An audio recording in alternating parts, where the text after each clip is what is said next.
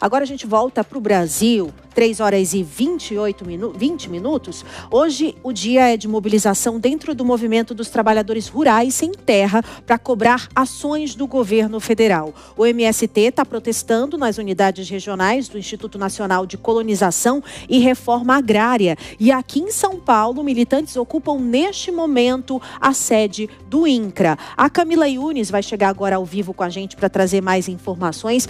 Ela está na frente, inclusive, da sede do INCRA. Quais são as reivindicações do movimento, Camila? Boa tarde.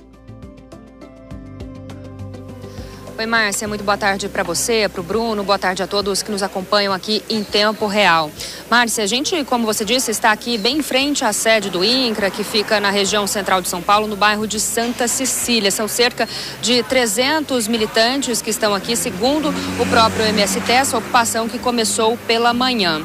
Márcia, as principais reivindicações, a principal delas é com relação à celeridade na reforma agrária. Inclusive tem várias faixas aqui com dizeres cobrando o próprio presidente Luiz Inácio Lula da Silva de uma celeridade nessa reforma agrária. Inclusive o MST divulgou uma carta à sociedade brasileira no início dessa semana, pedindo justamente essa celeridade, cobrando o próprio Ministério do Desenvolvimento Agrário, falando em uma lentidão para que aconteça essa reforma agrária. É importante a gente ressaltar que essa ocupação não acontece só aqui na cidade de São Paulo, mas, segundo o MST, em pelo menos outros 22 estados do Brasil, porque acontece a Semana Camponesa, que é essa semana que eles cobram de forma mais efetiva o governo para essa celeridade na reforma agrária, que é uma grande demanda do MST. A gente procurou o Ministério do Desenvolvimento Agrário, que nos respondeu dizendo que tem dado andamento nessas demandas e que aguarda exatamente a pauta de reivindicações. E disse que a reforma agrária no Brasil retomou o ritmo dos 2 primeiros anos do governo Lula. Então esse é o posicionamento do Ministério. Uma última informação antes de devolver para vocês aí nos nossos estúdios. Os dirigentes do MST também estiveram essa semana em Brasília, estiveram hoje, melhor dizendo, em Brasília, conversaram com o presidente Lula e também com outros ministros, para tentar dar andamento nessa questão da reforma agrária. Eles também disseram que, além dessa temática da reforma agrária, eles falaram a respeito da taxação imposta pelos Estados Unidos, falando que o Brasil tem tido a soberania atacada. Então, eles também tiveram essa articulação nesse sentido. O MST, faz essa provocação não só ao governo federal, mas também aos governos estaduais. Márcia e Bruno. Obrigada, Camila, pelas informações. Inclusive, a gente vai conversar sobre esse assunto com o Bruno Pinheiro, que está em Brasília, e conta pra gente os bastidores dessa negociação do MST com o governo. Bruno.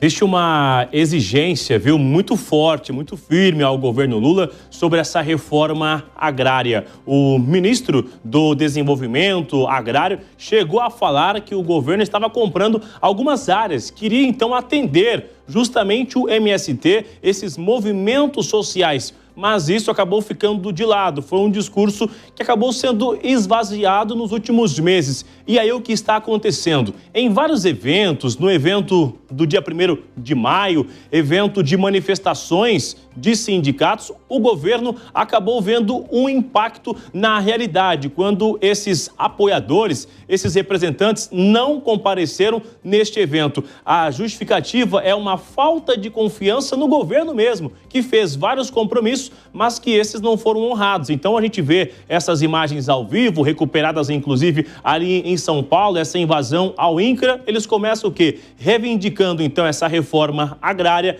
a indicação de alguns nomes para o INCRA, para assumir a superintendência, porque isso seria muito melhor para esse relacionamento e não aguardar uma resposta que viesse diretamente lá do Palácio do Planalto. Mas a verdade é, o governo acabou colocando de lado essa reforma e já tem visto esse impacto direto. Qual é o impacto? Quando o governo vai lançar uma obra, vai lançar um evento, vai lançar alguma ação e vê que o evento está esvaziado. Nem mesmo os sindicalistas, nem mesmo essa equipe do Movimento Sem Terra está acreditando nesta fala do governo. Então é necessário, o governo, se quer continuar com esses aliados, atender essas demandas e evitar que essas invasões aconteçam, porque isso é ótimo para a oposição repercutir dizendo que não existe segurança jurídica no governo Lula.